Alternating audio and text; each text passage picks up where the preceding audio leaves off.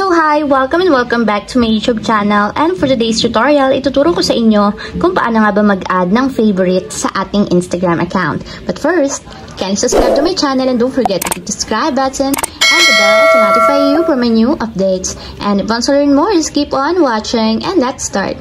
So yan guys, for today's video, i-open lang natin ang ating Instagram account or yung ating Instagram app.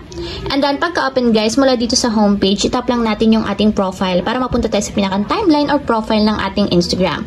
And then pagka-open ng ating timeline guys, itap nyo lang yung 3 horizontal lines na dito sa upper right corner katulad nito. So dito sa settings and privacy guys, i-scroll up nyo lang. And then punta kayo dito sa section ng what you see. So dito sa what you see guys, itap nyo lang yung favorites. And dito makikita nyo na guys yung list of favorites sa inyong Instagram account. So, scroll up nyo lang guys. And dito sa baba, pwede tayong mag-add ng mga favorites sa ating Instagram. Tap nyo lang yung add guys kung gusto nyo silang isama sa inyong favorites. So, yan guys, tap nyo lang. So, once na ganyan na yung nakalagay remove, ibig sabihin nakadagdag na siya sa ating favorites. So, tingnan natin. Refresh.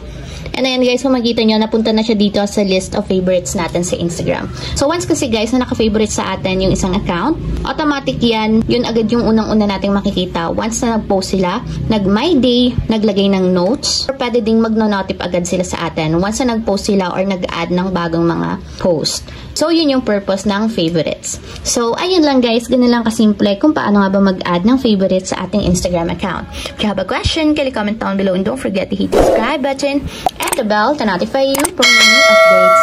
And thank you for watching! Living life, every day, late at night, not okay.